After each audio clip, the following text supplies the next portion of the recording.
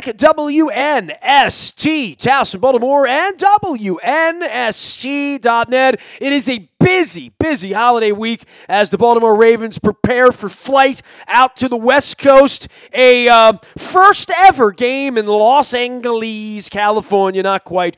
It's more the city of Carson near Compton via San Diego. This guy lives far north of there, but is West Coast based in that town that might steal the Orioles one day. He is in Portland, Oregon, covering all things Major League Baseball and the business of sports for Forbes. He's one of my favorite guests to have on because he is a rock and roll guitarist in a AC/DC cover band called Shoot the Thrill, and he's a great follow out on Twitter at Maury Brown. He is Bizball Maury, and we welcome him back onto the program. First things, happy holidays, happy rock and roll to you. I heard a lot of AC/DC last week when I was locked down with Tony Robbins in Florida doing Date with Destiny. A lot of Thunderstruck, a lot of Highway to Hell, a lot of Back in Black. Such is life with the AC/DC band, right? Yeah, it's awesome. I mean, right now we're getting ready. We're going to do the entire Back in Black album at the next show, so I'm kind of excited about that. Oh, man. Rock and roll ain't noise pollution, giving the dog a bone, Shoot the Thrill. All the great sounds of the summer of 1981 in my life. But, baseball was a sound of my summer, too, and I know it was a sound of yours as well in the Bay Area. We've talked about this many times, Maury. When there's a new thing that happens and forces me in the middle of football season to put down a football book and go and read Astro Ball, as I did 5 weeks ago when it became apparent that Mike Elias was going to be coming in here. Now it's the Brandon Hyde show. We're on to something new here in Baltimore, but it's really hard to dig out of 115 losses, and there's no press conference to put a shine on that, but business has to go on. And as you know, in covering the winter meetings last week, the Orioles are at the bottom of the bottom of the bottom of the pecking order right now and trying to figure this all out. Meanwhile, they're, trying to dust off parades in other places, right? Yeah, I mean, I think the biggest thing, Nestor, is that, they started, they have to build much more than the managerial position. I mean, if I was going to rank where things are, and look, Hyde's, I think, a really good hire. I think that it's probably good for them at this point. But really, you have a general manager that has to basically build out all the infrastructure around him, everything. And I mean, it's one of those things to where I think it was probably overdue. I'm sure that everybody's looking at the bright, shiny object, which is the Astros, and of course, their analytical-based ways. And it'll be interesting to see how the Orioles deal with that. I mean, clearly it's a big break from where Dan Duquette was at. I mean, largely I would say even before that. I mean, this is largely a break from all things Baltimore Orioles.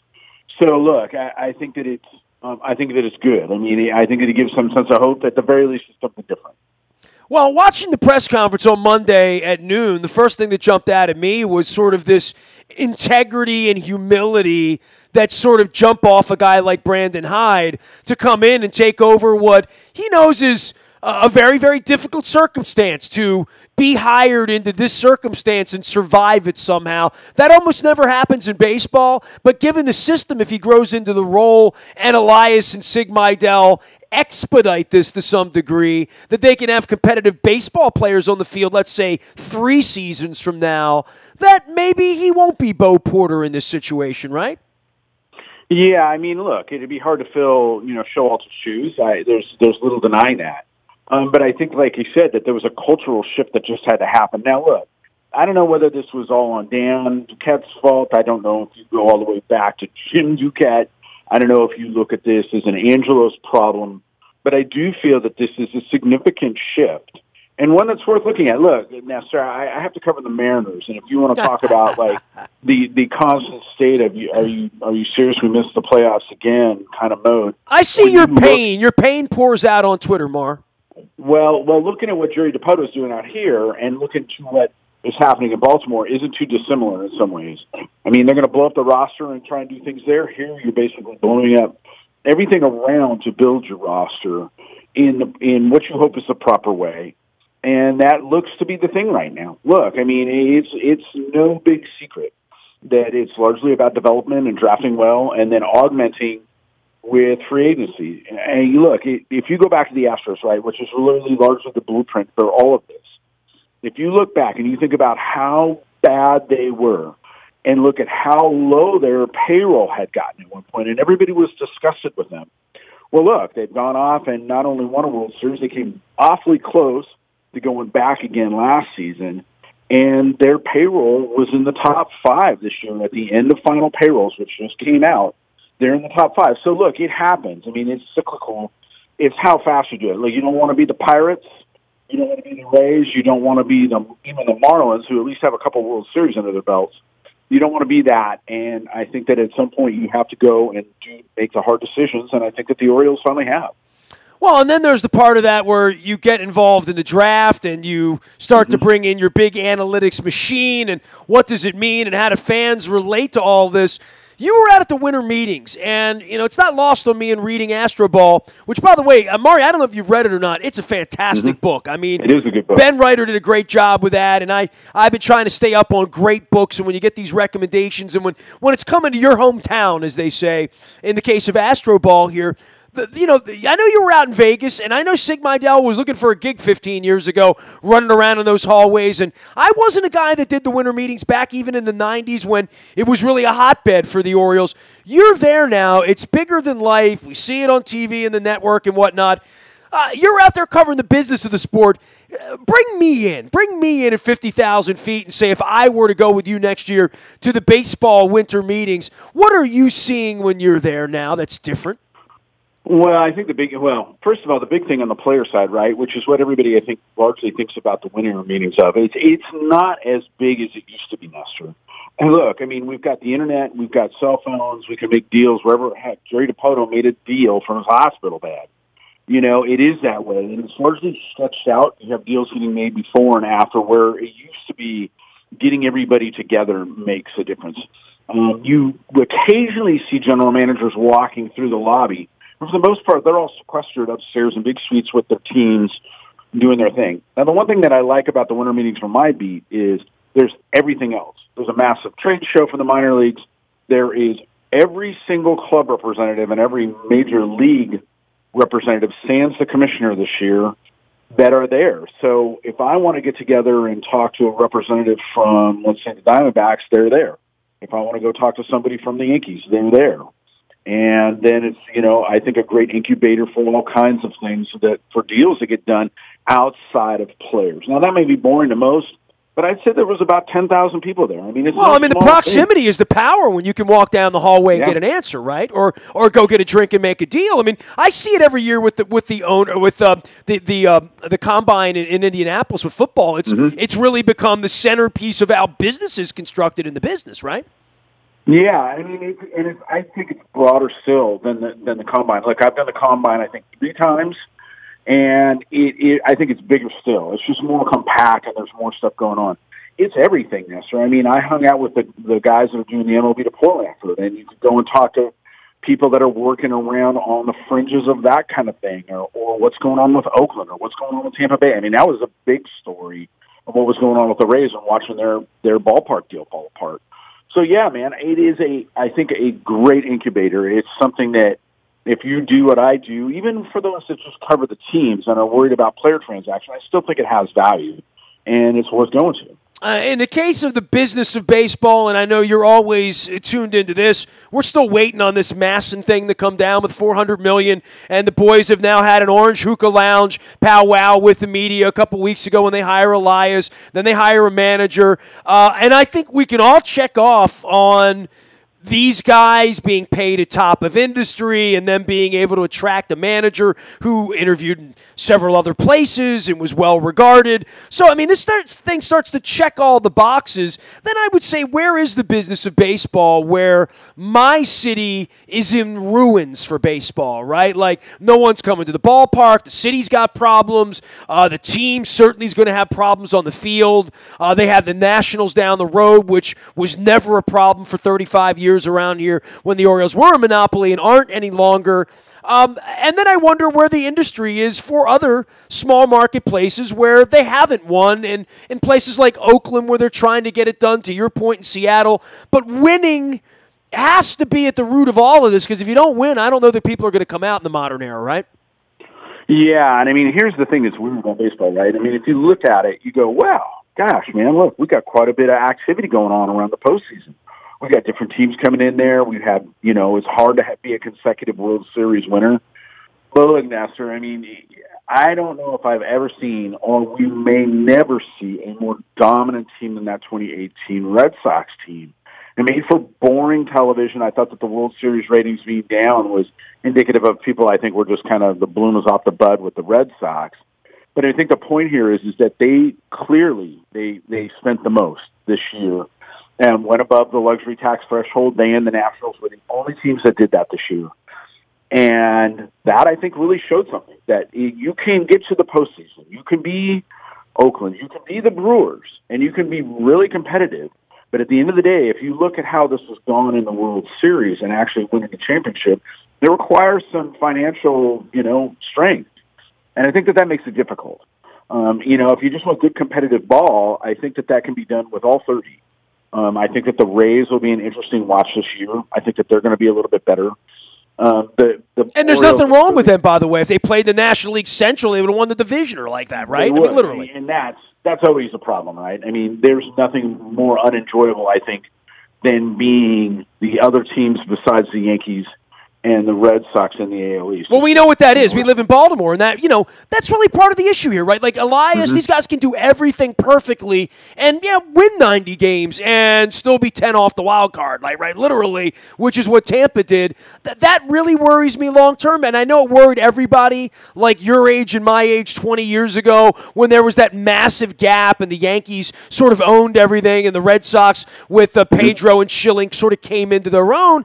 I'm feeling that again, bro. I'm feeling like if you give me a roster right now and say 19, 20, 21, 22, 23, I'll put the Red Sox and the Yankees in the playoffs 4 out of 5 of the years, so they take up all the spots already before we even get going, and I don't know what's going to get in the way of that because they have the most money, the most smarts, they can buy what they want, and when that's well executed, I don't know that there's anything in the sport that stops that from happening, not even 90 wins in Tampa or Baltimore or Toronto for that matter. Yeah, I mean, it's an issue. Look, there's no denying it, Nestor. I mean, I look back, when you look at when the Orioles were competitive, or if you look at certainly those back-to-back World Series in the 90s with the Blue Jays, if you look at how their payrolls were, they were top payroll teams at the time. And, it kind of makes sense, right? I mean, you spend the most, that means you should probably have talent that goes with it. Now, look, games aren't played on paper. You can't buy championships. The Dodgers have been knocking on the door 2 years in a row. You can't seem to get past it. Well, look at the Nationals. I mean, the Nationals could have won 5 World Series in the last 8 years if they could have played in October, and they couldn't, right? Literally. Well, they could, but that seemed more self-inflicted than anything to me. I will never forget Matt Williams. There's other instances. I mean, I didn't think it made any sense to get rid of Dusty Baker. I didn't know what was going on there. So they have their own dysfunction. Dude, I'm from Baltimore. The more screwed up they are, the more I like it. Yeah, well, it's certainly not boring, right? But no, I mean, it is a thing. And this is the thing. And, eventually Rob Manfred really wants to get to 32 teams. He wants this as his legacy as part of, him being the 10th commissioner in baseball. And to make that happen, there would be significant realignment and a real shakeup. You would go to 8 divisions of 4 teams each, and you would do regional alignment. Well, that works out well in a lot of places, but you still, that Baltimore still gets kind of skunked in the middle of that thing. What are you going to have? Let's say you dissolve the leagues, you get universal DH, and you put the Nationals, Orioles, let's say the Red Sox and the Yankees together. I mean, you don't get past that problem. And I don't think that the league will ever bust up Boston and New York. They want that rivalry. So whoever is unfortunate enough to get into that with them, they have to fight that thing. So I don't know whether you get to the point to where there's more centralized money that's dispersed with revenue sharing, although there's problems with that. I just don't know. I think there's going to be a war with the players, right? I mean, the owners have picked that fight last offseason, and, I go back to Lords of the Realm and all of that, and and when they put Harold Baines in the Hall of Fame and Marvin Miller can't get there, we'll get to that juicy conversation in a minute, Maury Brown, but I mean, I wonder where this thing's going, honestly. Well, look, man, the final player payroll numbers were out, and it was the largest drop from 2017 to 18. That drop which is, I don't have the numbers in front of me, but it was significant. It's like $115 million between last year and this year in total player payroll. Was the second largest drop dating back to like 2004. I don't know if the players can do much about it because they agreed to the changes in the luxury tax system that make it more difficult for teams. I mean, the Yankees got under the luxury tax threshold for the first time ever. And that's a significant thing. The Dodgers, who had been over the luxury tax threshold since 2012, they got under. And that really is a real indicator that we have pretty much a hardening of a soft cap in Major League Baseball. I mean, when you say this is not a cap system, I would disagree now. I think it's very much weighted toward the owners, and I think that it's, while it's designed to make it so that teams that don't have a lot of financial wherewithal can win, we just saw a case to where a team outspent and absolutely beat the snot out of everybody they went through. They beat 200-win teams in the playoffs. I mean, that's so amazing in and of itself. I don't know if I've ever seen a more dominant team. Maury Brown is here. He is Biz Ball Maury. He's also out at Forbes doing the business of sports and as well sharing our mutual love of baseball. Boy, the Harold Baines thing came kind of out of nowhere now, didn't it? Yeah, I mean, I think it was surprising to a lot of people.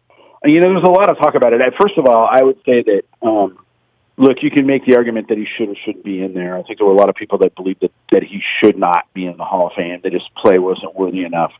I think that the biggest thing is that now he's in. I get a little tired of people beating up on him.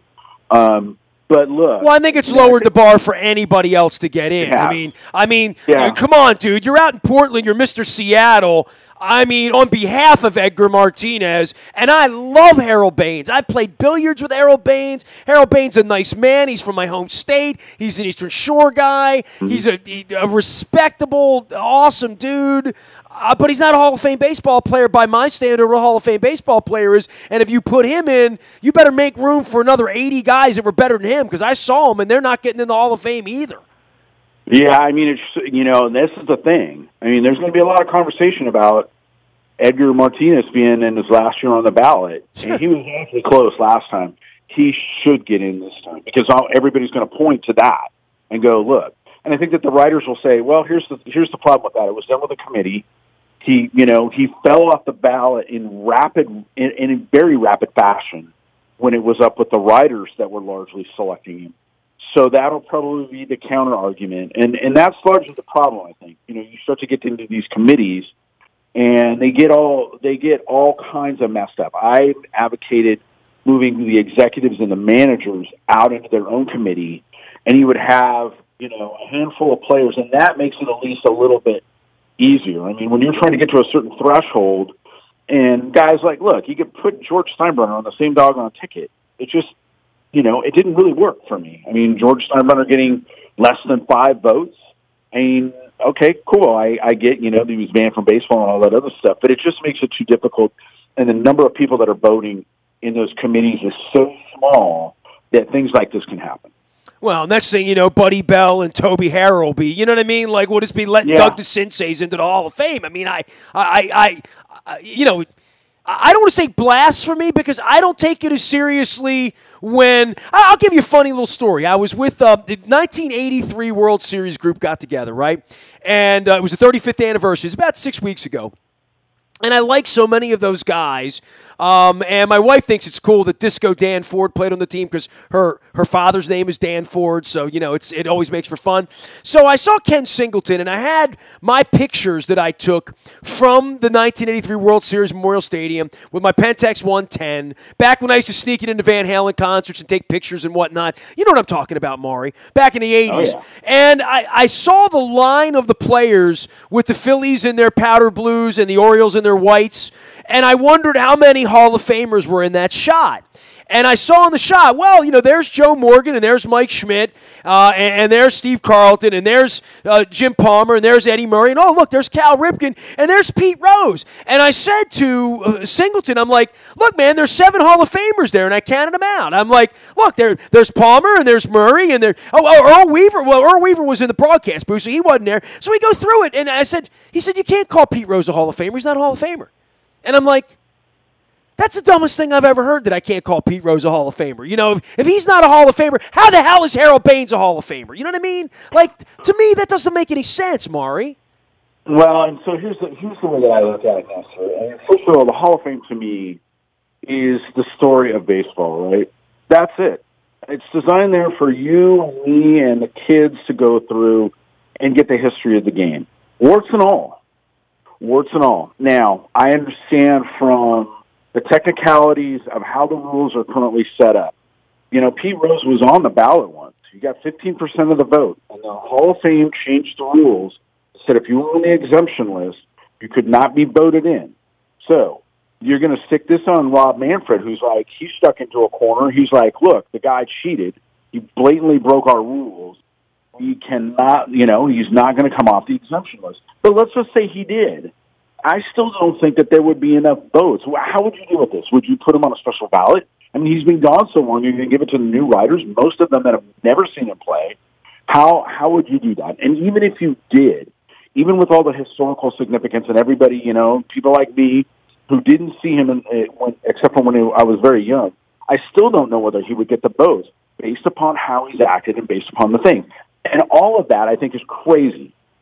It's like I want to see Barry Bonds in there, and I want to see Roger Clemens in there. Why? Because those guys, irrespective of whether they had some association with PEDs, a large majority of other people did as well, and they were clearly above the fray and above the, well, not the fray, above the cut. I mean, once you put Pudge Rodriguez in, don't talk to me about steroids anymore. Yeah, and once you put Gaylord Perry in, don't talk to me about ethics and integrity and, you know, playing the game the right way. I mean, come on. We're gonna see.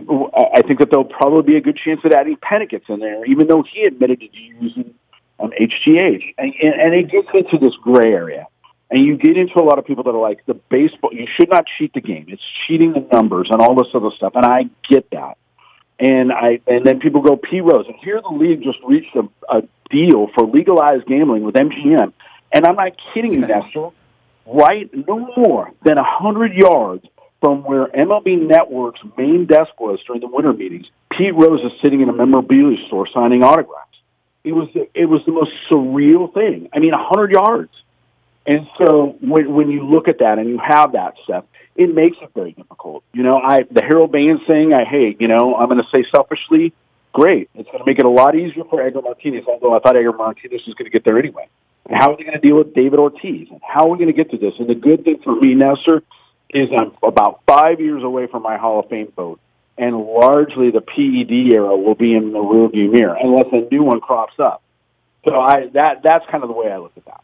Maury Brown is Bizball. Maury out of the fighting city of Portland, Oregon, where one day they will have a Major League Baseball team. We're just hoping it's not ours at this point. He's out on tour with his band, Shoot the Thrill, out there in the Pacific Northwest. You can follow him out on Twitter as well as at Forbes, where he is writing all things business of baseball. Last part of the business of baseball, here's how much money Machado, Harper, and others are going to get. To our point, the war is sort of on between the Players Association and the owners over money and over who's going to accept what this time around or next time around. But this is the tender period we've all been waiting for, right? Like, who's going to get 300? Who's going to get 400? Who's going to go where? Why are they going to go here? Who's going to spend the money? And all of that talk about the Phillies getting both guys and the Yankees want this and the Nationals don't want that. We're up on it, right? This is the week where Christmas comes early. Yeah, I mean, look, hey, there's a whole lot of discussion around it. That's why they call it the hot zone. I mean, I think that the White Sox are in the mix. The Phillies are certainly in the mix. The Dodgers are in the mix. It's an interesting time. Once again, you know, the White Sox are an interesting story because they had the lowest final payrolls in all of baseball last year. It was below $90 million with benefits and everything. I mean, that includes benefits and a bunch of other stuff. And so I think they're finally ready to go, hey, you know, we've been sucking for far too long. Let's do something about this. And so, I do think that it's interesting. I will say this, Nestor, if we're looking at 2 consecutive years in a row, we haven't had that for about 20 years where we saw declines in player payroll in 2 consecutive years. I think that you're going to have a real problem come 2021 with the players. They already have a problem. I mean, I was surprised they renewed Tony Clark, even though I thought that the owners absolutely beat the snot out of the players in the last labor negotiation. So we'll see what happens. I mean, you can't blame the owners for going, hey, you gave us the system, and now it's doing what it was supposed to do, which is to tamp down on high spending. So, like you said, I think it'll be interesting to look at those two players. I think right now, of course, you're looking at, Boris being one and being the agent for one. You got two high-powered agents controlling two of the players. I think that it can't go on too much longer. I mean, they don't want to sit around too much longer. Man, look, we've covered Johnny Hustle and Charlie Hustle all in the same conversation. How about that, huh?